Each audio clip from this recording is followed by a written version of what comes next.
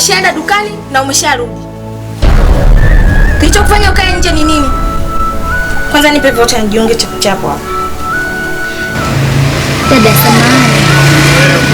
Samahani ya nini?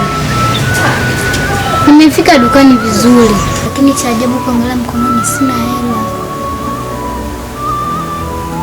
Hivi wewe unajielewa? Hivi wewe Nuru, una akili timamu kweli? Unajielewa mko na kichwa chako? Unadhani ukiniambia hivyo mimi nitakuelewa? Hapana dada, najua kunielewa ni ngumu. Sasa, ninachokuambia naomba rudi dukani, uniletee vitu nilivyokuagiza.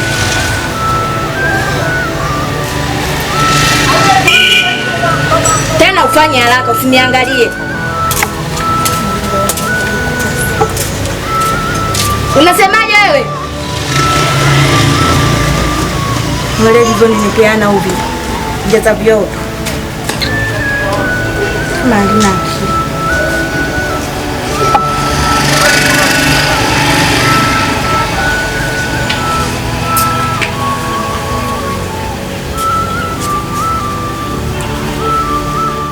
Da Sofia. Habe kaka. Unajua siku ya leo na mazungumzo kidogo na wewe. Kwa hiyo naomba unipe dakika chache kunisikiliza. Sawa kaka, nakusikiliza.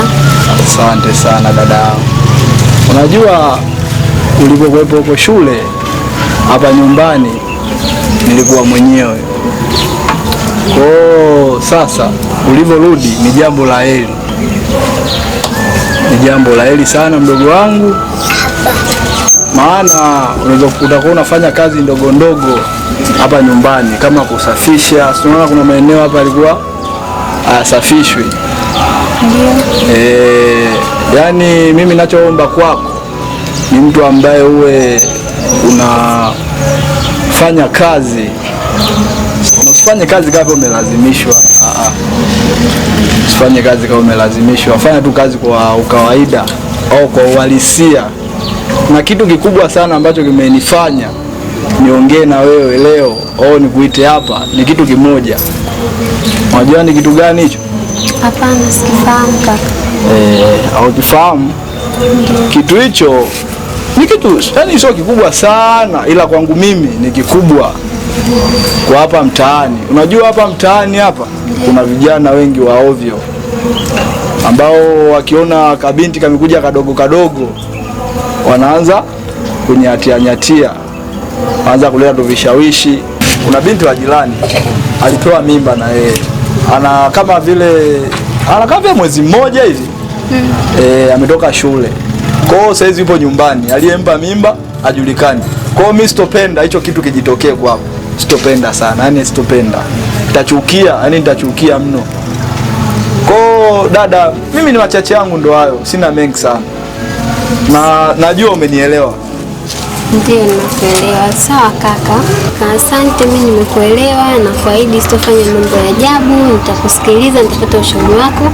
Cha msingi tu tumuombe Mungu atusaidie kila kitu kiweze kwenda sawa, ila ninakuahidi sitofanya upuuzi wote hapa mtaani, nitakuwa dada mzuri, nitakuwa mdogo wako mzuri. Ninakuahidi kakaangu, sitokuangusha kwenye hili. Asante sana dada. Kama umeweza kunielewa, asante sana. Nitashukuru sana kama utaweza kunielewa kwa nilivyokueleza machache. Mimi najua umesoma au hujasoma? Najua vitu vya kudanganya vipo, sio vyote unapata uongo. Kwa kama vyote unapata, kuna vingine nataka kuletea vidogo vidogo. Maana vijana wa mtaani hawa hawachelewi kuleta vitu vidogo vidogo ambavyo vinavyokufanya ukashawishika ukaingia kwenye mambo ya kijinga. Kwa mimi napenda hizi siku ambazo uko nyumbani nasubiri matokeo uweze kuwa salama. Maana kwamba kuwa salama usiingie kwenye vitu vya kijinga kwamba kupata mimba. Unajua ukileta mimba hapa nyumbani itakuwa ni fezea. Itakuwa ni fezea. Huko baba alipo huko tunamwambiaje? Kwamba kaka una busara au kaka unamleaje mdogo wake? Inakuwa sio vizuri. Inakuwa sio vizuri. Alafu kwenye familia kubeba mimba nyumbani inakuwa sio vizuri. Wewe kama unajiona umekuwa, ni bora umlete mtu hapa nyumbani nitambulishe kwamba kaka, kuna huyu hapa mtu nimempata. Afso wao tunaogota tu jalalani huko. Wengine hujui unawapata wapi. Ndugu wangu. Kwa mimi mambo yangu ndo hayo. Sio mambo mengi sana. Kama ni mtu mwenye akili unaweza kuwa umenielewa. Kwa mtu mwenye akili unaweza kuwa umenielewa. Alafu dada, hujapika chakula chochote ndani humo? Wewe niko kupenda kula. Nitaje kwaje kupikia kakaangu, nataka umenipe. Twende ndani tukale. Mama mwenyewe ananisumbua dada.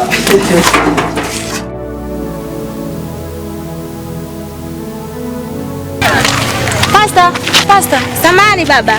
Ndio? Bwana Yesu asifiwe. Amina, Bwana asifiwe sana. Amina baba, za uzima. Njema, za uzima. Nzuri baba. Ndio? Na kuona kama hauko sawa, sio kawaida yako kunipita hivi. Kuna shida gani baba? Ni kweli, kiukweli siko sawa kama unavyosema. Kwa nini baba? Nilikotoka nimevurugwa. Kuna mpangaji niliyempangisha nyumba yangu ya kulisi. Baada ya baba na mama kufariki, nikalisishwa kila kitu.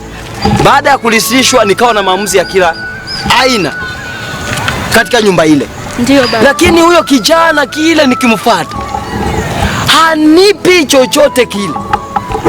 Kwa hiyo hasira zangu nataka nizitumie vibaya juu yake, na hivi nataka nichukue madaraka ambayo sio yenyewe mbele yake. Kilichonisikitisha kabisa, nimekuta kazi aliyonayo hainipi matumaini yoyote ya kupewa pesa yangu. Kazi yake ni muokota makopo. Yesu wangu. Ndio maana unajua baba, kazi ya kuokota makopo ni kazi sana mpaka kueneza hiyo pesa. Tafadhali nilikuwa naomba ungemvumilia huyo kijana. Mimi nina imani ataeneza, atakupa tu kipato chake, maana ni kidogo. Hapana, hata maandiko yanasema kutoka katika kitabu cha Wagalatia sura ile ya 3 na mstari ule wa 1, maandiko yanasema, enyi Wagalatia msiokuwa na akili, ni nani aliyewaloga? Haiwezekani nishindwe kutumia akili zangu za kuzaliwa nilizopewa na Mungu. Lazima nifanye tukio kwa huyo kijana kwa sababu hajanipa kitu ninachohitaji katika maisha yangu. Hapana baba, usifanye hivyo.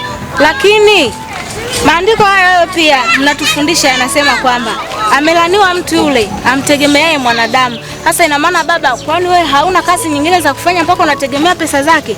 Mimi yani nilikuwa nakuomba mvumiliele kijana, naamini atakupa tu baba. Hapana. Hapana, nitajaribu. Kwa neno lako nitajaribu. Sawa baba, basi fanya hivyo na Mungu atakubariki. Mimi naenda. Amina baba.